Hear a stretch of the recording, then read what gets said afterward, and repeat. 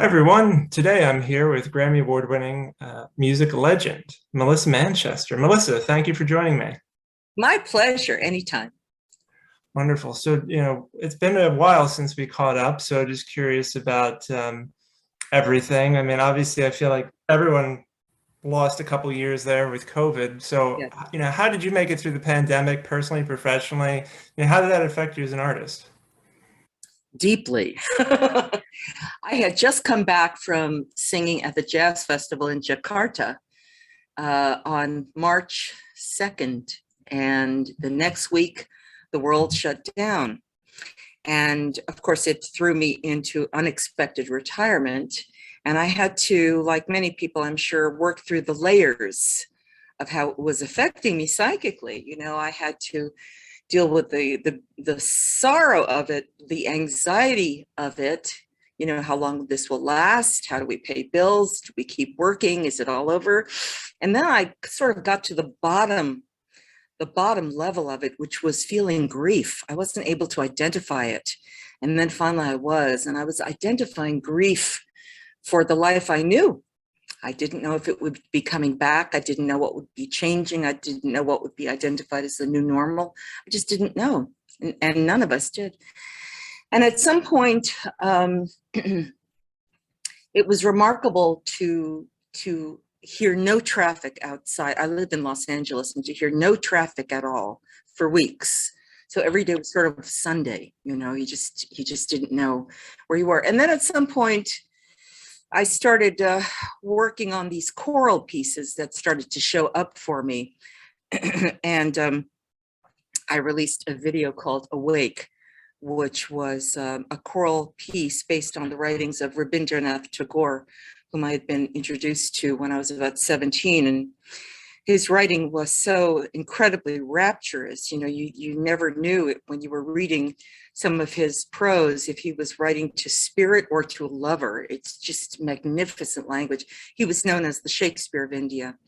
So I set a piece to one of his more well-known, I guess you could call it poetry. And as it turned out, what I was writing was the finale to what will be a suite of choral pieces. I've written 2 others since then, and I have 1 more to go. So that's been interesting. And then I started to work on this project called Review, which is a re-recording of several of my charted hits with some harmonic tweaks.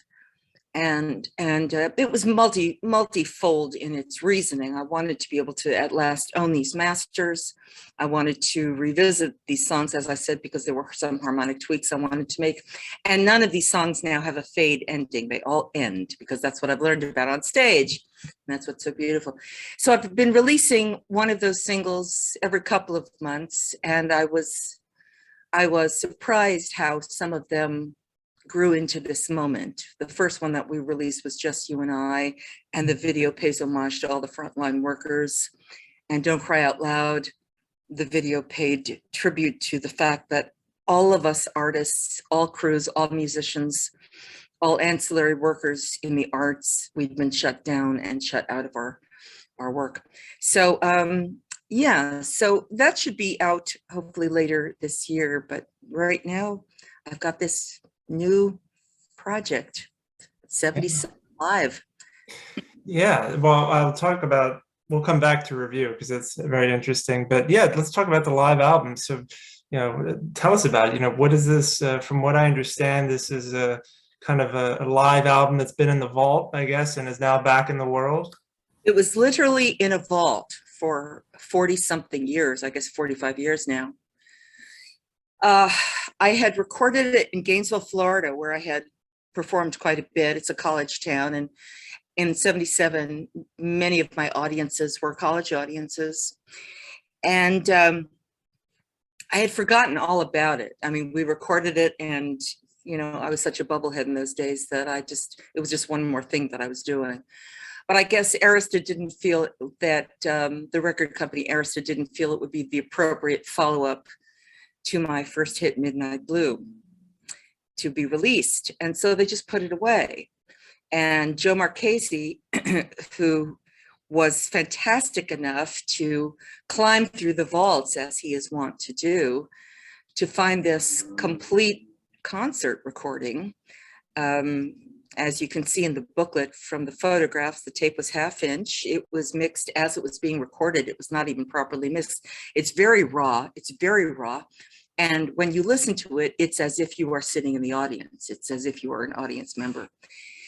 And yeah, I mean, it's so interesting that it's released now as I'm nearing my 50th year in this career of mine, because you know, what I've learned is that there's my time and then there's God's time. And it's much better to lean into God's time, because my time often gets me cranky and is of no use. But to have this album show up now, this double album, is really amazing, because I remember that girl. I remember those times. I remember the exhilaration and the exhaustion.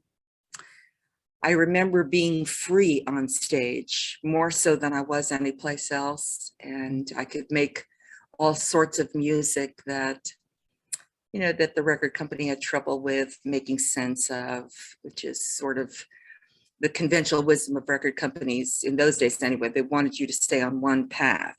So if you were a balladeer, singing R&B would be ridiculous, just didn't make sense to them, you know, to the point where it was troubling because they didn't know how to package you. And I'm thinking, what's the trouble? You know, it's a banquet. So that's what we're talking about. Yeah. Yeah, that's great. So when you look back on that live recording, do you know, how can you see how you've evolved when it comes to being a live performer, like today, wow. your show today, compared to how you were back then? And were you like, oh boy, I did that back then, or oh, I should do that again now? Yeah. Well, you know, it was a much, I was sort of, I mean, I was at the beginning of my career. You know, it was starting to go very well, but still in all, I was still early enough in the career where I had no vocal technique. I just sang. I sang like I sang in my mother's living room. I just sang. And every night I sang hard. And at sound checks, I sang hard. I didn't know how to modulate myself to protect my voice. I just sang because I was on a stage, and that's what I did, because my spirit was so filled. I truly was like a racehorse, you know, that you know, the spotlight went on, the band started to play. I was out. I was just out and in the world, and in the world of my making. And I left everything on the stage. You know, when I look back at it and I think about myself in those times, I was in a world of men. My manager, my accountants, my press people, my record company. The only woman that I had as a friend, I guess, was Carol Sager, because we were writing, and we were writing partners for 5 years. And she and I, we wrote with such a need to capture what we were trying to say in the real world that we had trouble saying in the real world. And so we found our way to codify it in songs. You know, we were young women in young marriages in a world of businessmen, but against the backdrop of the burgeoning women's movement. So it was a lot of dynamics. And, you know, in a very real way, I was still waiting for permission to do stuff. I just had not found myself yet. That's why I'm so grateful that this career of mine has lasted as long as it has, because I trust myself now. I know who I am better. Yeah, that's a great point. And not that I'm a skilled vocalist by any measure, but I do know that when you're confident in your singing, it goes a long way, right? Versus kind of holding back because you're scared of being vulnerable. Yeah, well, it's confidence across the board. I mean, this 77 album sort of lines up with the artist I am today, now that I'm in the golden age of being an independent artist. At this point, because I'm not signed to any other label than my own, I am back to making the music I want to make, when I hear it, when I come up with an idea, I find a way to get it out into the world. I don't worry about whether it will be played on the radio. I don't presume it will be, but there's a larger platform than just the radio these days. And I learned that through my students. So it's kind of remarkable that 77 Live has shown up in this moment. There's some kind of a perfect timing about it, after all. That's great. And then when you were talking about being amongst all these men and, women trying to break through it, it made me think of, someone who's kind of an unsung hero to the casual fan of yours, which is, Susan Holder. If people have seen you live over the years, they'll know who she is. But for those who don't, tell me about that. When did you guys cross paths, and how did she, how did you improve one another? Okay, sure. Sue Holder and I have been working together as of last month, 39 years. She came on board with me as a background singer. She auditioned for my music director at the time. And she stayed background singer, and then she morphed into tour manager when my tour manager had to leave to go work with somebody else. And she said, I'd like to try that. I'd like to do that. So she was thrown into the deep end, and she was tour managing me when my agency said, gosh, I think this was maybe 2008, around that time, maybe 2007. They said, everything is changing, and it would be helpful for us if you don't just present yourself with a band. If you could come out with a duo or a trio act, that would be great. So I started to do a duo act with a keyboard player, and the two of us would sing. And then one day Sue said, I'm just backstage waiting for you. If you want me to go on stage and sing with you, then we'll be a trio act. And I said, well, as long as you're not doing anything else, come on. And so ever since then, which is many years now, she sings again background with me as part of a trio. Usually my keyboard player also sings. And then one thing led to another. And at one point I was playing a song and I said, boy, it could really use some percussion. And Sue said, I could play percussion. And she started to play percussion.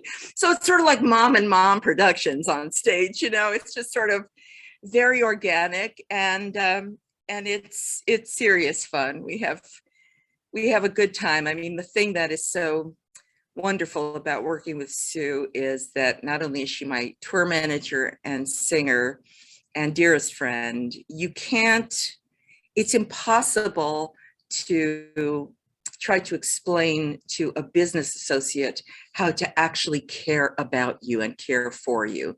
And she does. And that's really something. So I'm grateful that she's been in my life, and she's been a huge teacher in my life as well. Yeah, it's great. I mean, there's kind of women empowering women. Yeah. And also I find that, like, with my cousin, people just assume we're brothers. They're like, oh, you guys, because our mannerisms, and we kind of look alike, but not much. And I bet you get that all the time with Sue as well, because you're so like. Oh, they always think we're sisters because of the hair. Yeah, we're the two reds. Yeah, that's great. So review these re-recordings that you've been doing. If I recall correctly, you started this project before COVID, right? I started this. No, I think we were. No, it started during COVID. Oh, during COVID you were doing this. Okay. Yeah, because I only started releasing the singles, I think it was a year ago, September, where we released Just You and I as the first video and single. And now that COVID is sort of not really lifting, we are closer to finishing it. I'm just in the midst of recording the very last track. We're preparing the last 3 videos, and then that'll be done. It's just taken a very long time for all sorts of reasons, which are not terribly interesting. But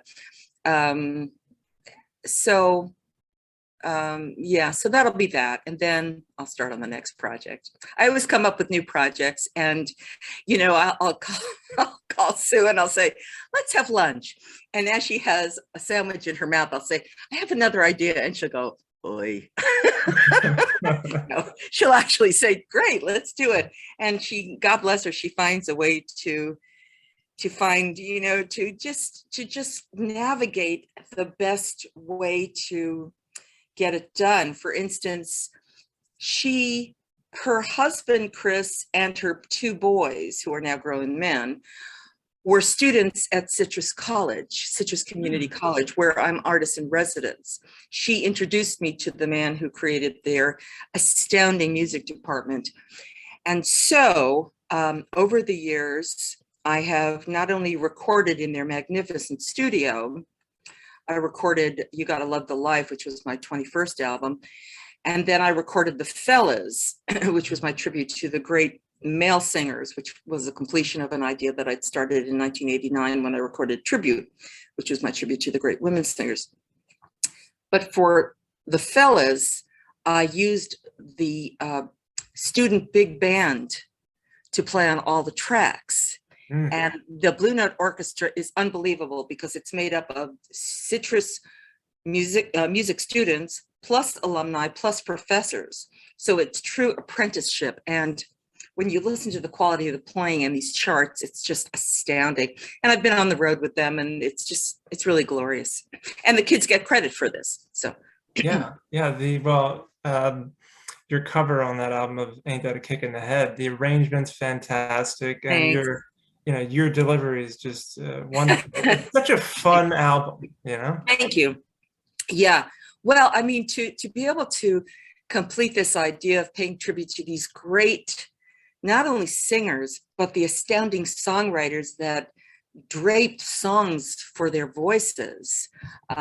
It's just thrilling to be able to have completed this idea, because it took me a very long time because nobody was terribly interested in helping me to create it. But, Citrus College said, if you can think of a project to help use our Blue Note Orchestra, I said, funny you should ask. And, suddenly we recorded all the tracks in a day. I had fantastic arrangers, and everybody had been rehearsed, and it was just beautiful. That's wonderful. And so when you're doing these re-recordings, and I know you're talking about owning the masters, and you always hear these stories about publishing rights. And actually nowadays, everyone seems to be selling their publishing rights.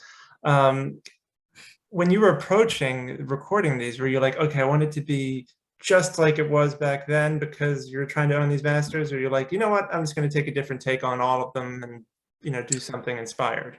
No, I wanted to absolutely give a deep nod to the original structure of most of the songs. There's one song that I've never recorded before. It's an old song of mine. It's been recorded by other people, so that's going to be a bonus track. But there were others that I sort of revisited where the verses and the choruses are the same, but the arrangement is sort of rethought. And it was really lovely. I mean, the thing is that when you perform live more and more and more, your hands start to play different harmonic approaches to things, not hugely, and it's very subtle, but it just sort of enriches the composition. And I wanted to bring that forth because these songs have lived a long time, and I hope they live a longer time, but I wanted to give them my latest signature. Yeah, absolutely. And were there any that you, as you were recording them, you're like, boy, this is a better song than I realized? Oh no, I always knew these songs were very important. The thing that surprised me, to your point, is how they've grown into this moment. I didn't see that coming. When I recorded Just You and I wrote these new vocal parts for the Citrus singers, and I found new harmonics for this song. I mean, again, this song was written during the early stages of the women's movement, and suddenly it was sort of transforming itself, reframing itself to pay homage to frontline workers. I mean, because it was the appropriate thing to say, and to help us all get through it. It was really, really interesting to do that. Yeah. And so in total, how many, for those who haven't been keeping count. How many tracks will the final album be then? I think it'll be 11 or 12. Yeah. And so, yeah, so it's been, I'm grateful that everybody's been patient, but again, because we were not going anywhere for so long, it was okay to release a single and a video and a single and a video. And now that everybody's sort of back at their lives, we're just winding up. Yeah, and so speaking of being back at it, when did you get back on the stage, during this whole crazy time, and what was that like for you? I started going back on the road in February, and I've done a little tour in Florida, and I've done a little East Coast tour, and I've done a little Midwest tour. And I must say, it really felt like I was doing a USO tour for the front lines. The audiences are very grateful you show up. They're very grateful to be back in community, because that I think is the key thing that has been missed, is that we are so wired for community. But everybody, including theater owners and promoters, have struggled. And yeah. Yeah, and you have some upcoming dates. Just looking and seeing that you're coming to the Philly area in August. Yes. You're doing a show in Atlantic City with an orchestra, which Yes. that's awesome. Yes, I'm doing a show in Atlantic City with orchestra. I'm thrilled about that. I'm doing a show, well, I'm a guest, one of the guests, with Michael Feinstein at the Pasadena Pops Orchestra out here this summer as well. So that'll be fun. I mean, there's nothing, working with an orchestra is really what I call a good date. There's nothing like it. And because it's, those charts and the breadth of a stage full of musicians, it's just thrilling. So. Wow. And so how does that, I mean, you're a music teacher. So when you're working with the orchestra, are you instructing them? Or is it just you give them the charts and they know what they're doing? I mean, what's that kind of exchange when you're rehearsing? Well, I'm not conducting, and these charts have been around for a long time. So mostly when you go on stage during sound check, you are looking for balance so that you can rely on sound quality when you perform that evening. And many times with an orchestra, the horns at the back are hearing things later than the string players up front, who are right near the conductor. Mm-hmm. And frequently there are not enough monitors in an orchestra. So the conductor is frequently making adjustments. Horns stay out here for these bars, come back in for those bars. Some stages have ample monitor systems so everybody can play. Yeah, it's very interesting. I don't conduct the orchestras, no. And I find that when I listen to a great song, if it's really good, I will get chills as a singer. And when you're up there performing, if you're giving a great performance, you're getting wonderful feedback from the crowd. Do you have that same experience? When I am performing and things are working, or working better than I'd hoped, then it's truly an out-of-body experience. Because what I've learned over the years, and there was no way I would have known this in the beginning, when I was playing clubs and just starting to do concerts. I did not know that gratitude is a superpower. Because when you are just starting something like being a performer, like being a singer-songwriter, you're so vulnerable. People either like you or they don't like you, and when they like you, you think, if you like this, I hope you like the other 3 songs. It's just crazy. It's just never balanced. It's all cockamamie. And it's all because it's all so raw. And because I've been doing this so long, and I have learned so much, because I have read so many spiritual books, and I have read things that have helped me still my crazy ego-based mind. And I have read things that have helped me bring stillness to my mind, so a wiser thought than mine could accompany me as I get on stage. What I realized in the end, that gratitude, if you walk on stage with gratitude, you can overcome many things. There are certain things you can't overcome. You know, if people are really rude, you know, if they're really drunk, what can you do? It's just awful. But even then, it passes. You don't get destroyed by that stuff. You know, you're not diminished in the end. But yeah, and it's been good to learn that stuff, because first of all, in order to write, you have to get very still so it can come through, so you can access your source, you know, where your language is, where your storytelling is. But as a performer, to walk on stage and make room for stillness, what happens, like magic, and it happens every time like magic, is that the audience leans in, because you're singing. The more I sing with intention, which I had to learn. I teach a course called The Art of Conversational Singing. And so it makes the audience feel like I am singing to them individually, each one of them, because the person I am singing to in my head is so specific that it becomes universal. And so they lean in more. And it, you know, at this point, it becomes like second nature. It's like learning stick shift, and then it becomes automatic. But I really think it's like a spiritual practice for a performer, because you want the audience to feel so safe that they will lean in. Yeah.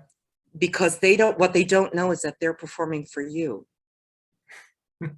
And that's just the truth. So you really have to find that whole place. That's great. It made me think of a quote from Maya Angelou, where she said, people don't remember what you say, they remember how you make them feel. And it sounds like by being very intentional that way, you are just kind of sweeping them up and getting them kind of lost in the moment, the song, the feeling. Well, that's true. I believe that is true. I mean, you know, when I wrote many of these songs, when I recorded many of these songs, but specifically when I wrote many or co-wrote many of these songs, we were writing what we needed to learn. We were writing what we needed to hear. And so it became solidified, codified into a song. And you know, thousands and thousands and thousands of times, at this point, I have heard what my songs have helped people get through. And that was not my intention, because I don't write how-to songs, but that's the way it's showed up. And it's a grand blessing. That's great. So tell me more about the choral suite that you're working on. What is this? Is this purely instrumental? Is this, you know, what should people expect from that? Well, I released this video called Awake, and it turned out to be the finale of what will be this choral suite. And the words are, it's music that sets the words of Rabindranath Tagore to music. And he was known as the Shakespeare of India. He was truly a Renaissance artist. He was a playwright and a poet and a prose writer and philosopher. He was a world traveler. He had correspondence with Schweitzer and Gandhi and Einstein and all of the leaders of the world. And I was introduced to his writing when I was, 17. And there's among his vast output, there's a small collection of writings called Gitanjali. And it's more of his well-known work. And when I would open it, I would just hear whoosh. I could not distill anything. For decades, I couldn't distill anything. I just I would just hear something, I would feel something, but I couldn't play it for you. I couldn't even hum it for you. And then about 5-6 years ago, and I would keep the book near my piano, and I would open it once a year to the same pieces, and I would hear something. And again, about 5-6 years ago, it was a summer morning. I made my pot of coffee. I went to my piano. There was a book. I opened it, and I stood in the middle of the living room, and I started to hear the music. And I barely breathed, and I just kept humming what I was hearing very quietly, because if I hummed too loud, it would go away. So I just kept humming it. I didn't even go over to the piano, because if I put my hands looking for harmonic accompaniment, it would go away. I had to just create a melodic groove so that I could get it down on paper. And I did. And for the first time, I wrote soprano, alto, tenor, bass, right hand, left hand for the piano. And I would do about 4 bars every day. And then I would stop, because I was waiting for the words to sing themselves to me, and that's what happened.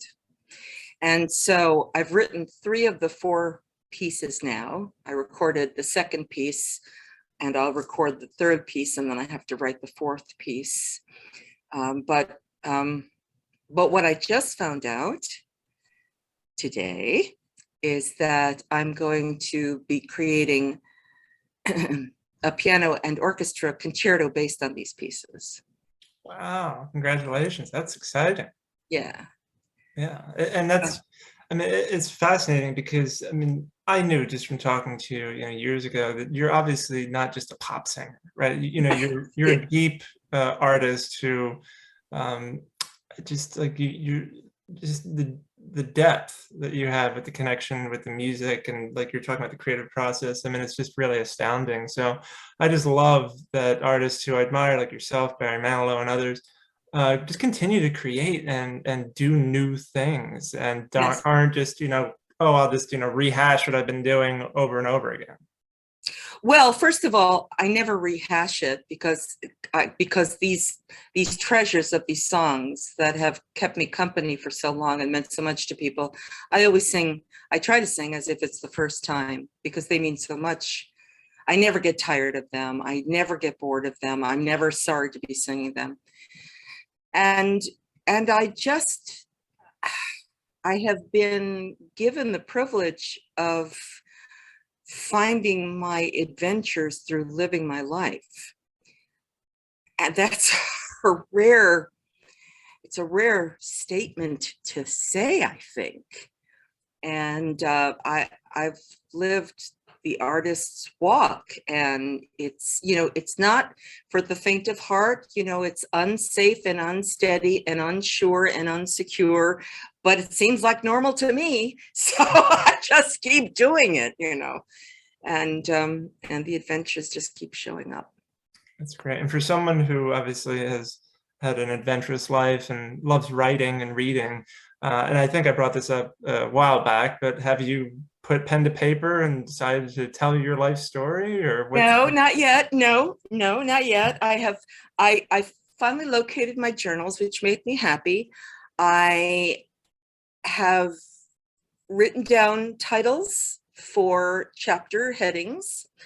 I have thought of different approaches. I don't think I'm quite. I even have a dear friend that we just had dinner the other night. He's just written and published his 3rd book, and he said, "You just have to figure out what you want to say." I said, "That's correct." And I think, like my choral pieces, I have faith that it will distill itself, and it will show up. I don't know. I mean, I know that I don't want it to be a kiss and tell, because that's so terribly not important to me. But to write about what I've learned in the end, I think that's interesting, because an artist's life is just, you learn by public humiliation, taking a chance, creating, you name it. It's just out there all the time. People care, they don't care. they pass you over, it doesn't matter. It's, you know, being an art, you have to do the work anyway, because you have to do it. You just have to do it. Yeah, and whenever you do it, what I'm going to love most is the audiobook, because I know you, and I have a feeling you're going to take the same approach that Janice Ian did, Jonathan Cain from Journey, where you incorporate your music into it. So people are not only hearing you tell your story literally, but also experiencing the music in between the chapters, and just really making it an intimate connection. Yeah, maybe. Yeah, that's interesting. Yeah, it'd be fantastic. I know I mentioned Barry a moment ago. So, yeah, just have you guys stayed in touch throughout this whole pandemic? And do you kind of feed off each other at all when it comes to being creative? I'm just curious about how you guys, you know, kind of, if you do influence one another that way. Oh, yes. Well, you know, we have had a long enduring friendship. I'm so grateful for. He's a true friend.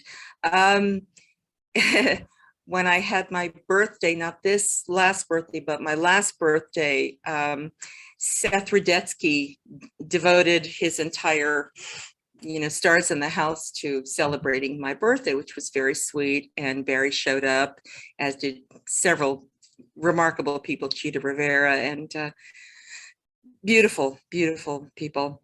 But yes, when I finished writing that first choral piece, Awake, I had sent it to Barry, and he was so encouraging. That's the thing. There's a small group of us, very small, that we've tried things over the years. We've sent our latest work. Sometimes we've been encouraged by our friends, and it's very dear. I don't think they're being polite. I think they're truly being encouraged, because when I send something to Barry, he would send something to me to listen to. It was just really lovely. Or, you know, I'll send something to Michael Feinstein, and it's lovely. It's just, it's very touching. Yeah, and just winding down here, something that was really touching for me to see was when, you know, Liza Minnelli was on stage with Lady Gaga recently on the awards show, and just the care that Lady Gaga had for her. I just think Lady Gaga is one of these amazing talents where she started off and people were like, who is this? She's weird. And now she's kind of matured into this artist who Oh, is yes. really well respected, fantastic actress, just Yeah. this, you know, once in a lifetime type of icon. But she seems grounded, grateful, and like pays respect to those who paved the way. And I just think it's Exactly right. when you see a moment like that, where she's, you know, kind of keeping someone safe, it is just really heartwarming, you know? Yeah, I think she's a remarkable artist, and I appreciate that you use the word matured. I mean, the music that she has made with Tony Bennett is thrilling. It's just thrilling because she's not a poser. She really gets this music. She really gets these compositions, and she celebrates them and celebrates him. I mean, it was the same when I'm sure you saw the Tony Bennett tribute when he made his final performance on the stage of Radio City. And at the end, she said, "Mr. Bennett, may I escort you off stage?" And as soon as he stopped singing because of his dementia, he said yes. He's absolutely clear when he's singing. He remembers words, he remembers melodies, he remembers ad-libs. Short of that, any day is any day. Yeah. As soon as he walked off the stage, he didn't remember that he was on the stage. That, you know, at 94, that's the way his brain is working. But that she showed him such respect was so touching. Yeah. Yeah, that's important. Anything else on the horizon, or anything else on your wish list as an artist that you're I have. Yes, I have. I still have my wish list, and but right now I have work that I must attend to and get done and get out so I can make room for the next project. That's exciting. And so, if anyone wants to, you know, learn more about what you're working on or where you're going to be, they should go to melissamanchester.com, right? Yes, and the 77 Live album is on all the platforms. iTunes and my page and everything. It's very cool to listen to. Well, wonderful. Well, congratulations. I hope to see you when you're in Atlantic City. And yeah, this has just been really great catching up with you. Wonderful to see you again, Michael. Be well.